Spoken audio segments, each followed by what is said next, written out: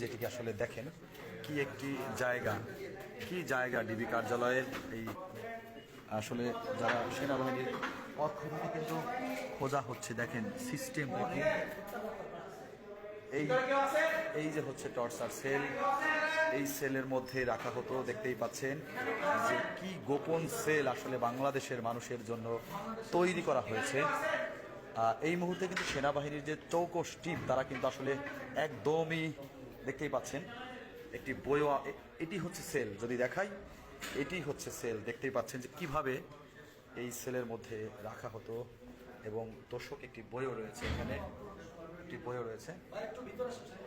জি, আমরা যদি একটু বলি, জি এখানে আসলে হেফাজত ইসলামের যে নেতাকর্মীদের একটি মানে একটি চিন্তা থেকে যে যদি কেউ এই মুহূর্তে ডিবি কার্যালয় বা কাউন্টার টেরিজমে পার্সোনাল সেলে যদি এই সেলে যদি আটকা থাকে, না খেয়ে মারা যাবে, সেই জন্যই কিন্তু এটি খোলা হয়েছে।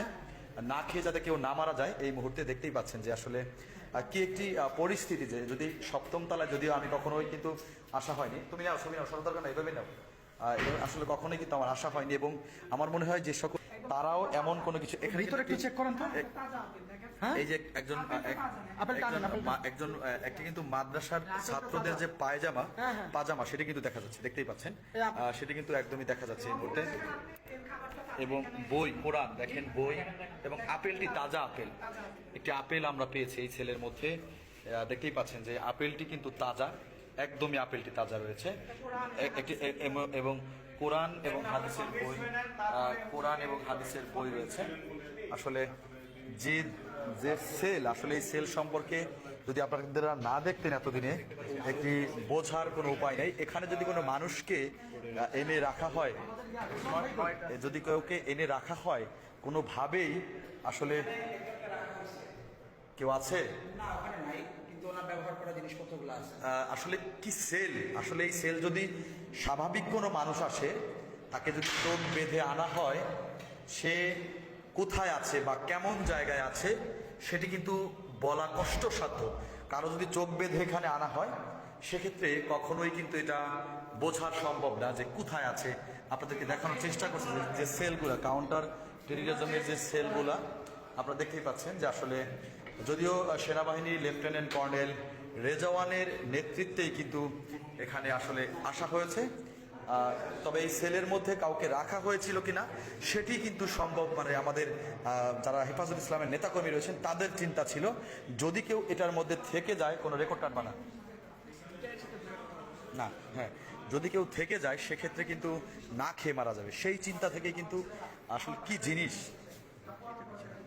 লেফটেন্যান্ট কর্নেল রেজওয়ান, আসলে এই সেল এটা আসলে সত্যি কষ্টসাধ্য। এখানে যদি কোনো মানুষকে চোখ বেঁধে আনা হয়, কখনোই বোঝা সম্ভব নয় যে কে কোথায় আছে বা কে কোথায় পাবে। এই মুহূর্তে আসলে আপনারা দেখতেই পাচ্ছেন যে সেনাবাহিনীর একটি চৌকস টিম, যদি বলি একটি চৌকস টিমরা কিন্তু আসলে এখানে নেতৃত্ব দিচ্ছেন। এবং আপনারা দেখতেই পাচ্ছেন যে বাংলাদেশ সেনাবাহিনীর লেফটেন্যান্ট কর্নেল রেজওয়ানের নেতৃত্বে এই টিমটি কিন্তু আসলে এখানে এসেছে। এবং এই যে সেল, এই সেল থেকে কোনো মানুষ বের হওয়া বা শব্দ শোনা বা কোনোভাবে, মানে কি এটা আসলে কষ্টসাধ্য। যে জায়গাটি দেখলাম, এই জায়গাটা নিজের চোখে দেখে নিজেরই কষ্ট লাগতেছে যে কেমন জায়গায় মানুষকে এনে আটকে রাখা হতো।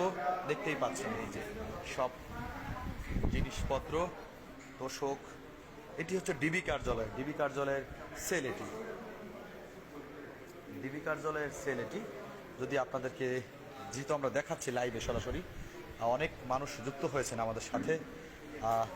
শুধুমাত্র এটি বাংলাদেশ সেনাবাহিনীরকে দিয়েই সম্ভব, বাংলাদেশ সেনাবাহিনীর নেতৃত্বেই আসলে কিন্তু এই কাজটি করা সম্ভব হয়েছে। কোনো প্রশাসন বা কোনো অন্য কোনো বাহিনী কিন্তু আসলে এটি করবে না, আমার যে ধারণা। যে আপনারা দেখতেই পাচ্ছেন এই torture sell, lieutenant colonel Rezwan এবং সেনাবাহিনীর বেশ কিছু সদস্য রয়েছে। এই দেখতেই পাচ্ছেন আপনারা।